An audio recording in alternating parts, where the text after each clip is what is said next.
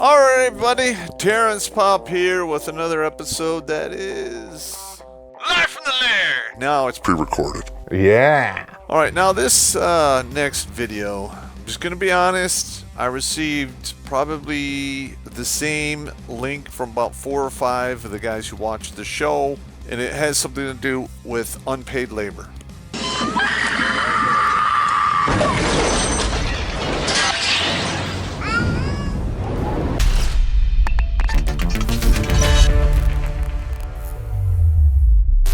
Do you like stories about serial killers? What about psychics? How about a psychic serial killer with a conscience wiping out the filth of society? Yeah. If you thought Dexter was a great show that went soft in its final seasons, these are the books for you. Introducing The Jericho Files, written by an old infantry grunt who has seen evil firsthand, and digested it into grade A gore porn with 5-star reviews all around. Click on the link tree in the Meat Gazer box and buy your copies today on Amazon, you filthy, dirty riggers. I'm trying to wrap my head around this whole thing, and you have to be a special kind of stupid to not appreciate the fact, as a woman, that you have the luxury and the privilege to stay home and raise your children. Let's pretend that's not true. Yeah. Alright, men, for the most part, would love to be able to spend more time with their kids, but reality is reality and they have to work. Oh, jeez, look at the time. You're not getting out of this. Put on your work boots and your respirator. I had to pull a lot of strings to get him to hire an 8-year-old. Don't make me go. Now, if you're with a man that makes enough money where you can stay home and you don't appreciate it, what the hell does that say about you? What are you? An idiot sandwich. Well, narcissist, selfish, that's 2 right there.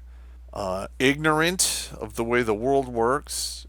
They may or may not have, more than likely they have, drank from the Kool-Aid a little too long and too deep, i.e. the propaganda of the communism with tits, which is feminism, especially the feminism of today. It's even worse. But having, listen, alright, so you get to stay home, you have to take care of the house, take care of the kids, and then you're going to turn around and bill your husband for your quote-unquote unpaid labor. The end, they throw the flag up and they tell you how much you owe them. And they'd like a tip with that, please. Well, if you decide you're not happy and you want to leave, you get half of all of the shit anyway. So if you have a $400,000 house, $500,000 in a 401k, 2 cars, what have you, you're leaving with half of that 401k, half the value of that house, and 1 of those cars. If you don't, keep the house outright, which I've seen many, many times. And it's actually quite common for the dude to be thrown into the street and the house going to the mother and the children. I want a divorce! I want a divorce! The best years of my life slaving over a hot nest! There's a lot of guys out there who are homeless because of that, and I was one of them. And gentlemen, if you're with a woman and you're thinking of getting married, you need to really ask some deep questions in regards to that, i.e., is she a feminist? I'm going to probably have to make a video in regards of probing questions you can ask to see if that's the case. What are you? And I'm going to be honest, there's a lot of women out there who say they don't identify as a feminist, but they do. Because they drank the Kool-Aid while they were going to school, or they were exposed to it, and they now have that subroutine running in the back of their thinking meat. Alright, so let's just get into this next one. It's just infuriating. Alright, so we got a stay-at-home mom charges her husband $2,700 a week for unpaid labor. So let's just put a price tag on this. Okay, hang on, I got a calculator right here. All right, 2,700 times 52 weeks. That's $140,000. 140,400. Get the fuck out of here. That's what she thinks her labor is worth a year. I can almost guarantee you her hubby doesn't make 140K. He probably pulls in somewhere between 70 and maybe up to 140, but more than likely it's 70 to 110. Unless he's self-employed and he's wealthy, but then the equations are incredibly complex for those guys. All right, so this is from April 28th, 2025. And she's being a stay-at-home parent can often be a thankless job. Yes, it is. It is a thankless job until you are old and your children take care of you. If peeing your pants is cool, consider me Miles Davis. That's when you get your thanks. It's just that simple. If you think you're going to get paid $2,700 a week for cleaning a house, doing some laundry, and making dinner and breakfast, because let's be honest, most stay-at-home mothers, they blow off lunch. They give them something that's pre-made or what have you. It is what it is. So she's saying from the moment you get up in the morning to the moment you go to bed, you're either chasing after a child, preparing meals, or doing some sort of housework task. Okay, you're not wrong. The worst part, at the end of the week, there's no paycheck to look forward to. Actually, you have your husband's money. Women.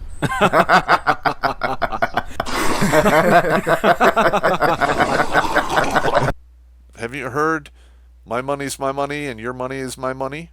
That's a common a mindset for the women of today.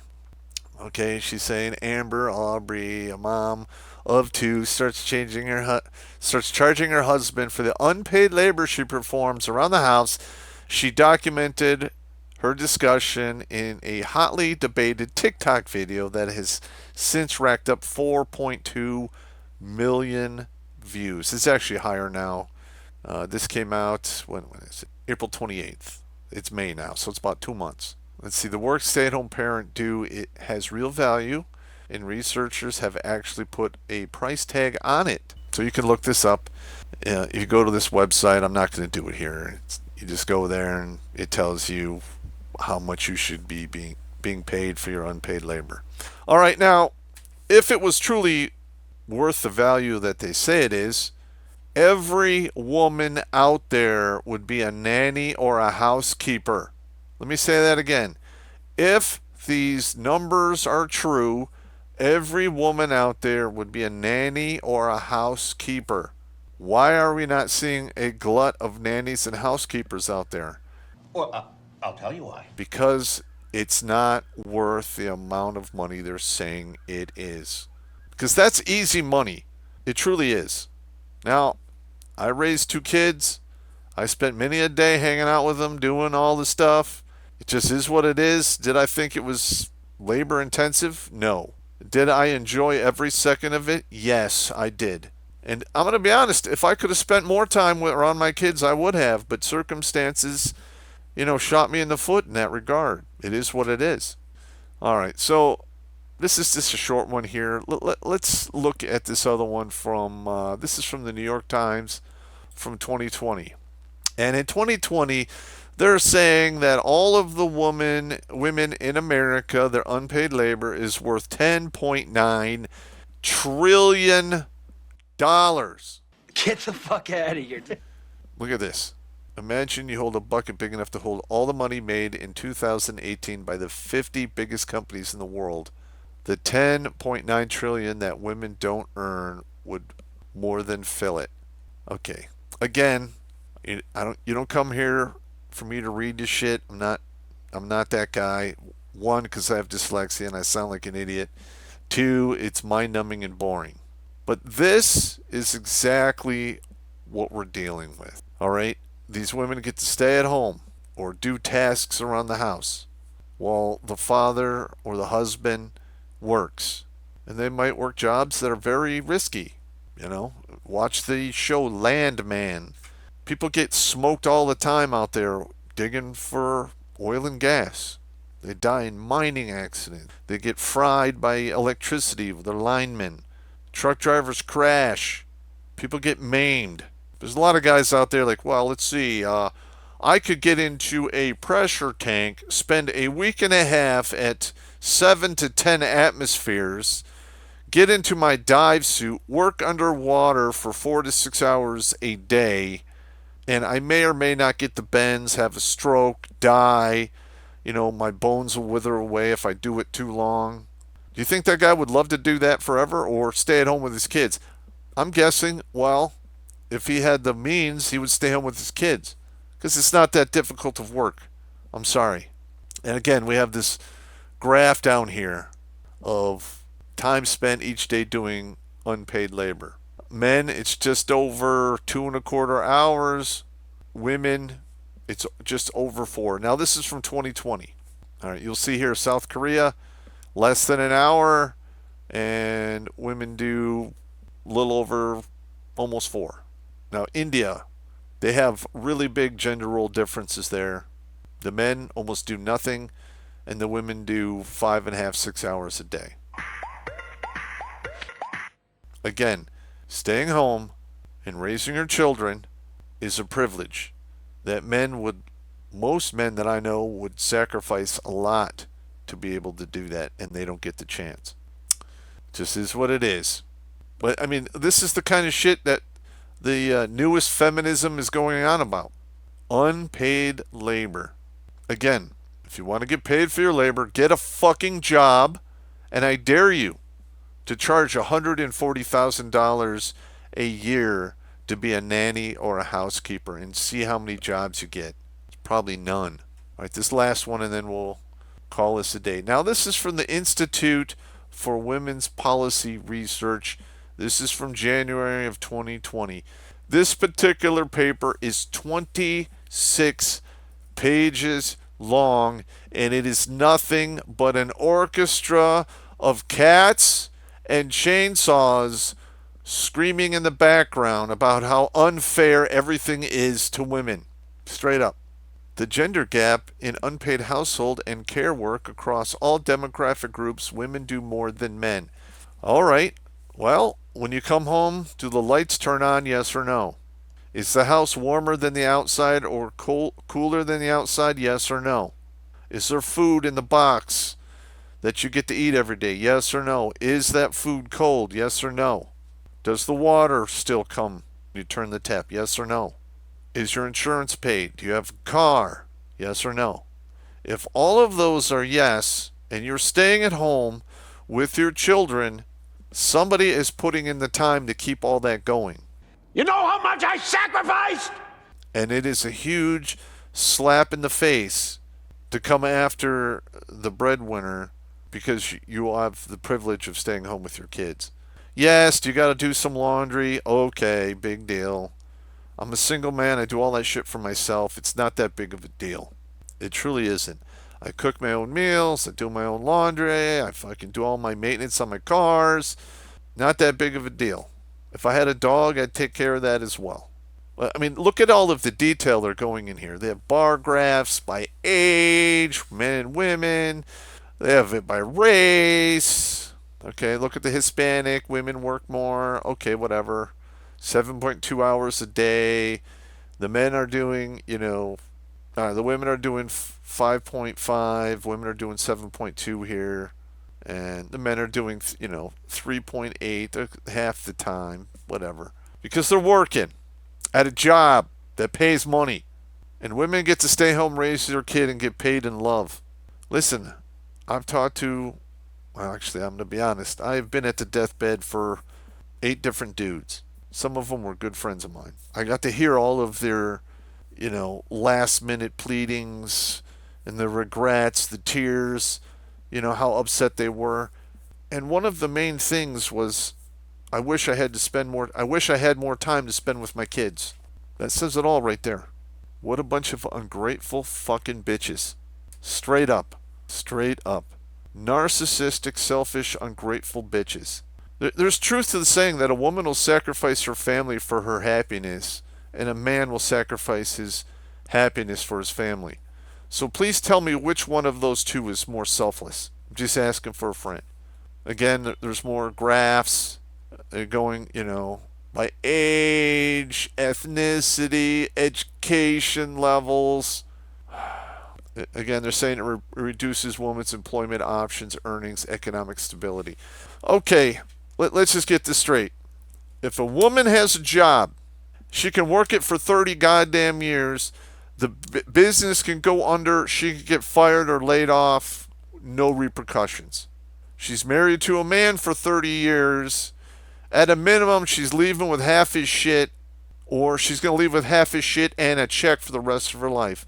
Some states still have alimony for life after you've been married for 10 years. Again, you don't come here for me to read you all this shit. Okay, they're talking about a woman's health and overall well-being. Women live longer than men by about 4 years. Let me say that again. Women outlive men by about 4 years. So how is she suffering in health and well-being? It's bullshit. This is all smoke and mirrors designed to just fuck everyone up here. Here we go. U.S. public policies contribute to the devaluation of unpaid household and care work and the gender gap in this work. Okay, again, this is more trigger words. Very common shit feminism uses to sow division and claim the victim card. It is just disgusting. Social value, unpaid household care work, and promote it. Equitable distribution. Okay, so what they're bitching about is they want the man to work full time, come home and do half of the work at home. So he's got to do one job and another job. How about he goes to work, he pays all the bills, provides, protects for everyone in the household, and you shut your fucking mouth because you get to spend time with your kids. That's a privilege. Again, I've said that so many times. It's unbelievable. They just don't acknowledge this. Again, they're talking about ways to fix this problem. This is just disgusting. Oh, here we go. Appendix 6 tables. Again, race, income. Look at all. This is like a thesis for a doctorate or something. They talk about the methodology. This is very common in anything that has statistics in it. Okay, here we go. Here's your stats right there, your numbers. All right.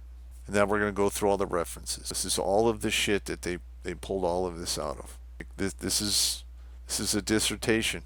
All right. Now here we go. The Institute for Women's Policy Research. And then we have Oxfam out of America, whatever. All I could say is this. All right. Again, the women of current year are not marriage material. There's a few of them floating around out there, but I'm going to be honest. Do you want to risk walking across the minefield and wind up paying child support for 18 to 21 years and lose half your shit trying to play these games? No. Because even if you play these games, they're still going to cry a river and whine, bitch, and complain about it. Women thrive for drama. There's a reason soap operas have existed since we invented the radio, and have been going on ever since. They just want to find the next thing to bitch about, whine and complain and say the world's not fair and they're so oppressed. All right, if they were so oppressed, why are a majority of them fat? Why is the average work week for a woman 36 hours instead of 40 as it is for a man? Why is it women always seek out the comfy jobs, the desk jobs, the jobs that don't have to deal with uncomfort, dirt, or even death? They don't want any of that. But they sit there, whine and bitch and complain about every goddamn thing that's going on. Life is hard. Figure it the fuck out. And while you're at it, shut the fuck up. That's me. I'm out. Boom. Beer me.